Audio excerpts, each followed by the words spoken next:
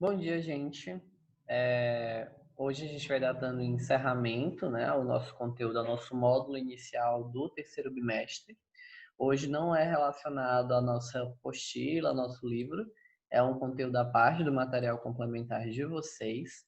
Então, falando um pouco da origem da vida, né, que a gente vem tratando já sobre a origem da vida já tem algum tempo, desde o início, né, o módulo inteiro fala sobre essas questões. Mas aqui nesse material complementar que eu trouxe para vocês, trata muito sobre alguns tópicos que a gente não comentou nas nossas aulas ainda, à parte. Aqui, inicialmente, eu queria mostrar para vocês uma árvore filogenética, que a gente tem até já comentei para vocês, que conforme a teoria evolutiva, inicialmente a gente teria um ancestral comum, todos os seres vivos teriam um ancestral comum, e desse ancestral comum todos os outros surgiram. E aqui a gente tem várias ramificações, né? Que é o surgimento dos primeiros seres vivos, eucariontes, eubactérias, árqueas, o desenvolvimento desses organismos até uma divisão de uma cadeia, né? A primeira grande divisão de cadeias surgiu aqui, em que eu tenho a cadeia dos animais, né? E a cadeia dos animais não, a cadeia de um grupo específico e outra ramificação de outro grupo. Nessa ramificação aqui, eu estou indo para as plantas, né? Enquanto essa ramificação, eu estou indo para outros grupos de seres vivos. Se eu subir aqui um pouco, deixa eu ver se não dá para desaparecer. Dá. Então, se eu subir aqui um pouco, antes de levantar aqui, a gente tem o quê? A gente tem que aqui vai para plantas, né? E bem aqui tem outra ramificação, em que essa ramificação vai para os fungos e essa aqui continua para os animais, né? Então a gente tem outra ramificação aqui maior. Depois dessa ramificação dos fungos, né, que eu tenho aqui para que vai para os fungos, que eu tenho plante, fungo e animalia. Aí eu tenho as subdivisões dos grupos, que aí aqui eu subo. Eu tenho uma ramificação dos aquáticos, eu já tenho uma ramificação dos terrestres, das aves, já tenho aqui dos moluscos, plateumintos, anelídeos. Aí se eu subir mais, aí ramifica mais igualmente, né? Já tem uma característica mais comum do que a gente tem hoje. No caso, por exemplo, dos dinossauros, onde surgiram até o desenvolvimento das aves, e depois os dos mamíferos gerais e os dos que não são mamíferos, né? Então aí tem as características gerais de uma árvore filogenética a partir da ideia de evolução. Depois disso tem a pergunta de como era o primeiro ser vivo. Na árvore da vida, o ser humano escolhido para representar toda a espécie foi o naturalista Charles Darwin. E não por acaso ele é o autor de um conjunto de ideias fundamentais sobre a evolução das espécies e a própria compreensão de que todas elas são aparentadas. Quando considero todos os seres não como criações especiais, mas como os descendentes em linha reta de alguns poucos seres que viveram muito tempo antes que as primeiras camadas do sistema cambriano tivessem sido depositadas. Eles me parecem tornar-se enobrecidos. Então, ele quis dizer que não existia um primeiro ser vivo, que existiram vários primeiros seres vivos que desenvolveram o que a gente tinha hoje. Aqui fala um pouco sobre fossilização, que a gente até já tratou durante a nossa videochamada e o vídeo anterior, né? Dependendo do que fossilizou, se foi apenas a marca, se foi um osso, se foi uma característica em si. A gente tem os estromatólitos, alguns exemplos de estromatólitos que são encontrados, essas marcas, conforme o depósito de passar dos anos, dos séculos. E uma característica que eu queria mostrar para vocês nessa parte, que é relacionado ao surgimento a partir de experimentos. A gente tem dois experimentos caracterizados a partir do surgimento da vida, que é o de Miller-Urey e o segundo experimento, que é sobre a biogênese e a biogênese. Um dos trabalhos experimentais inaugurais da discussão sobre a origem da vida foi realizado por Stanley Miller e Harold Urey, da Universidade de Chicago, em 1953. O vídeo a seguir apresenta o experimento realizado por esses cientistas. Eu vou mostrar aqui para vocês o vídeo, e aí depois a gente ainda continua.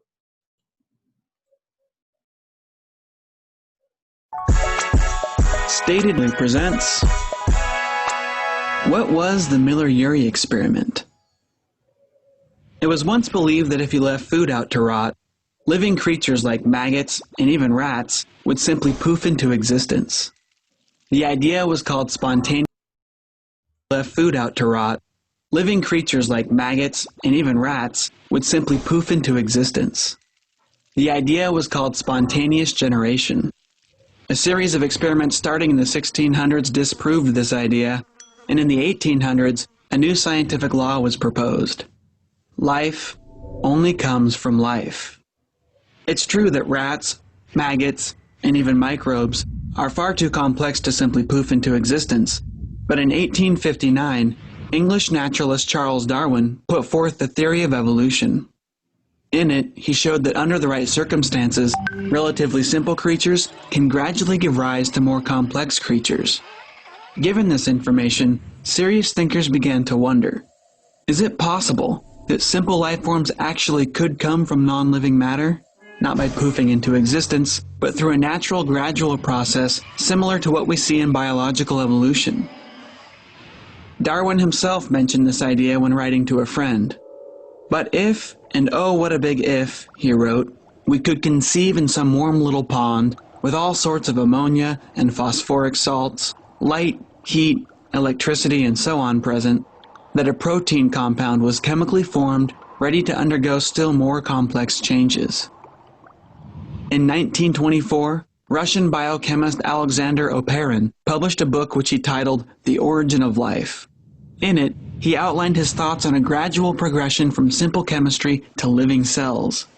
He imagined the early ocean as a primordial soup, a rich collection of complex molecules produced by natural chemical reactions.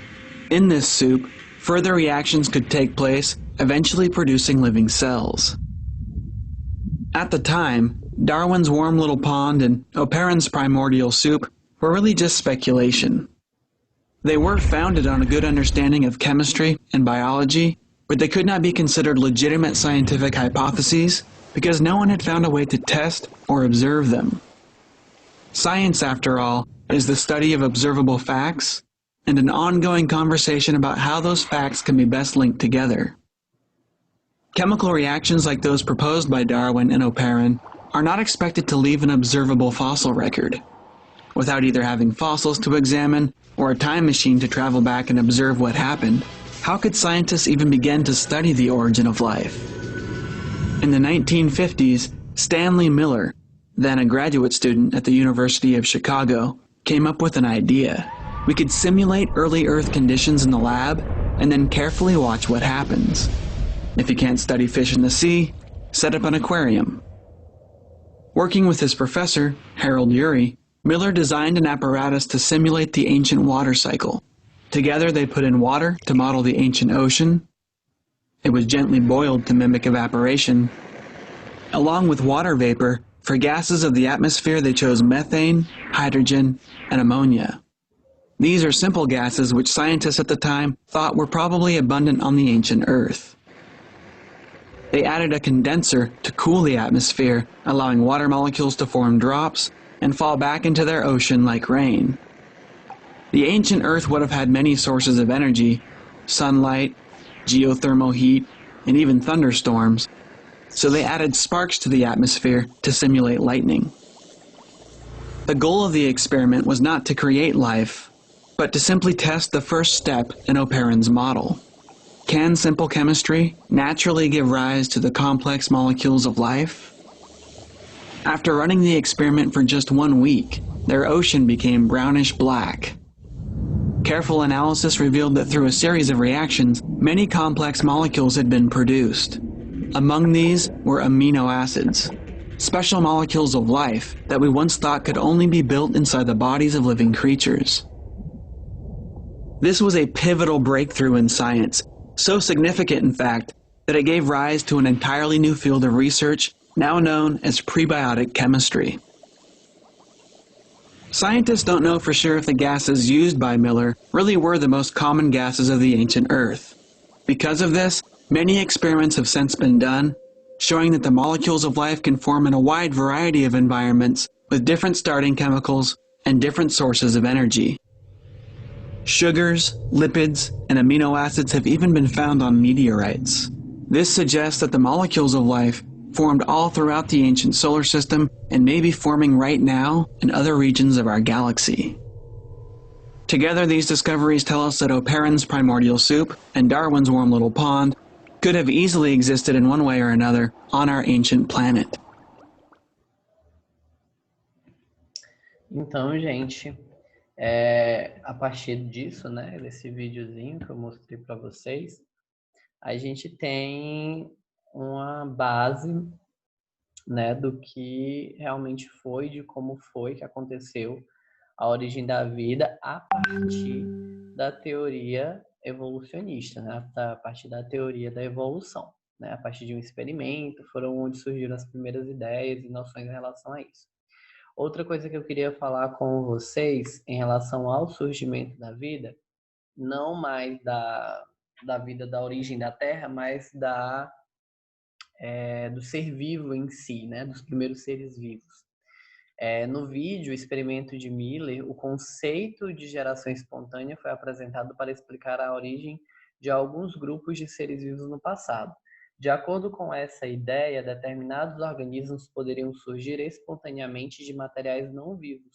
Inclusive, alguns autores elaboraram receitas para produzir animais como os ratos ou mesmo escorpiões.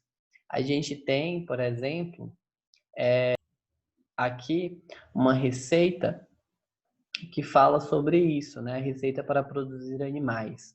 Colocar trigo e fermento em um vaso, fechar o recipiente com uma camisa suja, de preferência de mulher, um fermento misturado ao suor da camisa e modificado pelo odor dos grãos, transformará em ratos o próprio trigo. Perfure um tijolo e coloque erva triturada de manjericão dentro da peça. Coloque um segundo tijolo sobre o primeiro e deixe ao sol. Depois de alguns dias, com o manjericão agindo com o fermento, nascerão pequenos escorpiões. Era um exemplo de receitas para produzir animais em casa. E foi descoberto que nada disso funcionava. Até veio o experimento de Redd, que ele elaborou um experimento para estudar o surgimento de seres vivos em certas situações. Ele estava interessado principalmente no aparecimento de moscas em carne em decomposição. Então ele fez o seguinte experimento. Ele pegou carne, colocou dentro de um pote aberto, colocou carne dentro de um pote fechado, com uma tampa, e carne dentro de um pote fechado apenas com um paninho amarrado, né? Então ele disse, é hoje que eu descubro se as moscas irão surgir da carne. Com o passar do tempo, as moscas foram aparecendo, né? Do pote que estava com carne, as moscas estavam dentro do pote. No pote que estava tampado, não tinha mosca porque o odor não saía. E no pote que estava com um paninho, as moscas ficavam circulando ali porque estavam sentindo o cheiro. E cada vez que passava-se mais tempo, via-se que o quê? Que as moscas, elas ficavam na região superior, porque o odor da carne estragada estava impregnado no paninho. O odor da carne estragada no pote fechado não saía, enquanto que no pote aberto as moscas botaram seus ovinhos que viraram larva e que estavam se alimentando da carne em decomposição. Com esse experimento, Redd conseguiu comprovar que as moscas elas não surgiam da carne, mas que com o passar do tempo elas chegavam de algum lugar até aquela carne. E caso tivesse tampado ou com algum empecilho que elas chegassem até a carne, elas não conseguiriam entrar, mas as que conseguiriam produziam seus filhotes a partir dali. Então não eram as larvas que surgiam da carne, e sim as moscas que já existiam, que iam até lá, fazendo com que fosse desacreditada a teoria da abiogênese, que diz que a vida surgia de matéria inanimada, e dando abertura para a teoria da biogênese, em que um ser vivo só surge a partir de outro, certo? A nossa aula de hoje era isso. A gente encerra esse conteúdo do módulo e inicia o módulo novo na próxima aula. Então, tchau para vocês. Até a nossa próxima aula e até a nossa também videochamada. Tchau!